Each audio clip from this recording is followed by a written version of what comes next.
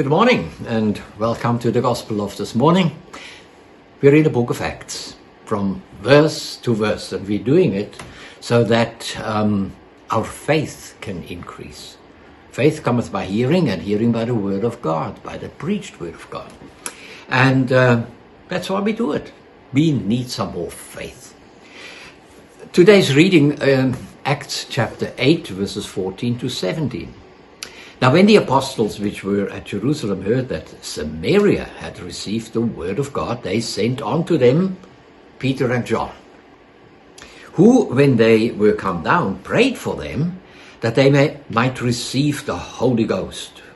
For as yet he was fallen upon none of them. Only they were baptized in the name of the Lord Jesus. Then laid they their hands on them, and they received the Holy Ghost.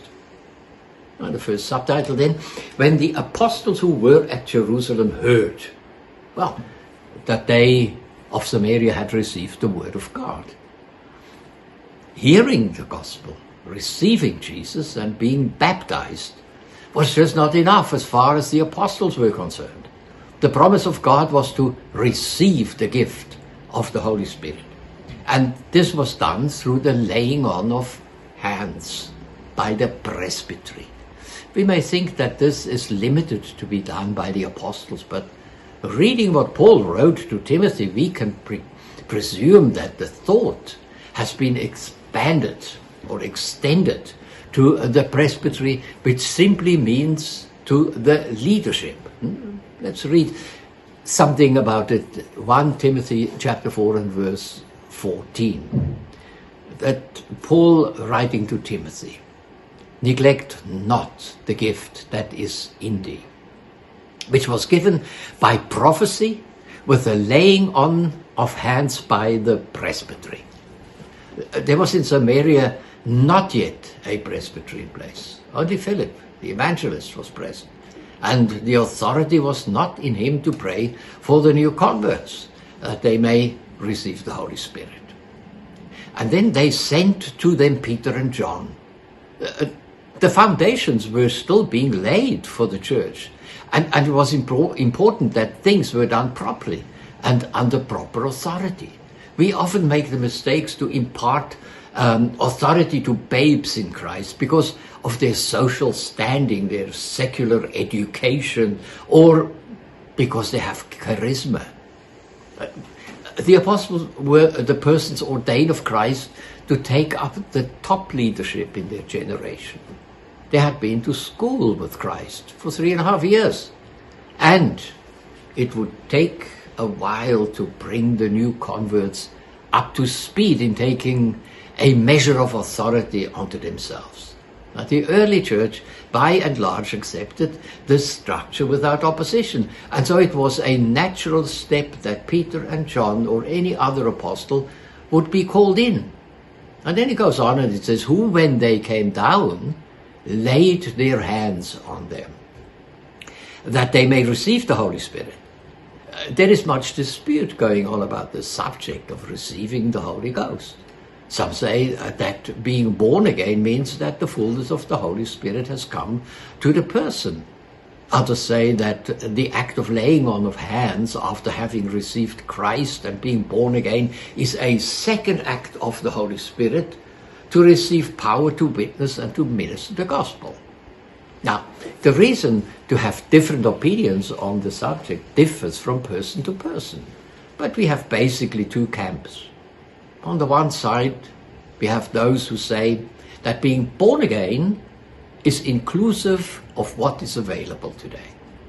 Well, there's the one lot that wants to prove it theologically, and the others are afraid that something would be required of them, which they are not prepared to give or to receive.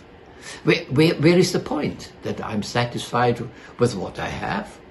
This is the question. I personally would like to get everything that God has made available to the believer and search the scriptures for it and not go along with that which people say. One of these areas is the speaking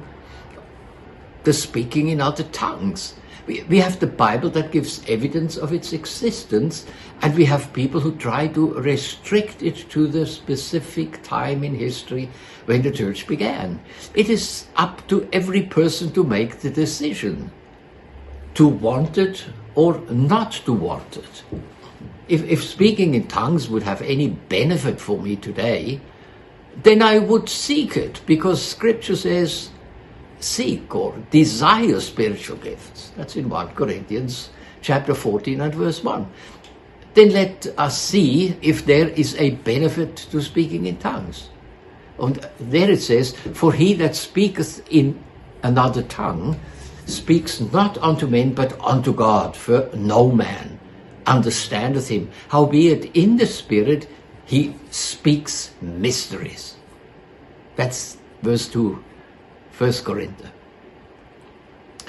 Is it good to speak to God in this way? Well, sure. It is necessary to speak to God in tongues. No. 1 Corinthians 14:22, wherefore tongues are for a sign, not to them that believe, but to them that believe not. What do we say to that? If it is a sign to the unbeliever and convicts him of anything concerning God, that is good. Well, let it happen. And then verse 4, 1 Corinthians 14. He that speaketh in an unknown tongue edifies himself. Well, do we need edification? Yes. Is it the only way to get edified? No. I personally want to get it any way possible. Now, then we have Paul's testimony and advice on it. 1 Corinthians 14, verse 5. I would that you all spoke with tongues. Verse 14. I thank God I speak with tongues more than you all. This is just an example. There is much more to spiritual gifts and growth than speaking in tongues. I nevertheless would encourage everyone to desire spiritual gifts. Is he then who does not speak in tongues not my brother? No, God forbid. Do I reject the fellowship with someone who rejects the divinity and person of the Holy Spirit? Yes. I will not break bread with them and will not share the cup of remembrance with them. To get back to the book of Acts and our discourse, we can safely say that they were baptized with the Holy Spirit when the apostles laid their hands on them. We do not have to speculate on whether they spoke in tongues and prophesied or not. This is not the point here. We will discuss this matter in chapter 10. And then the next subtitle, then they received the Holy Spirit. When we pray for someone to receive the Holy Spirit, he or she receives not some demon spirit.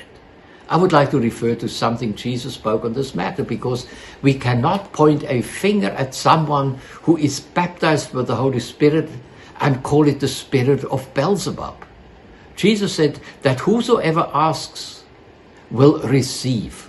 Let us read the portion of Scripture concerning this. Chapter 11, Luke, and verse 11. If a son ask bread of any of you that is a father, will he give him a stone? Or any ask a fish, will he give for the fish, give him a serpent? If he shall ask an egg, will he offer him a scorpion? If ye then, being evil, know how to give good gifts unto your children, how much more shall your Father in heaven give the Holy Spirit to them that ask him?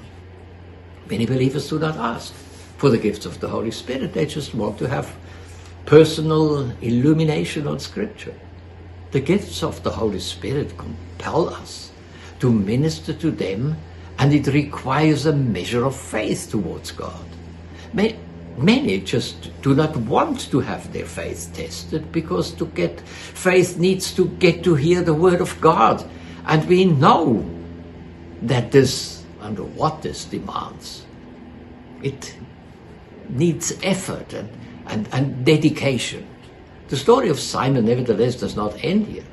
And we will see next time what the sorcerer is up to. Well, until this far then, and God bless you. Amen.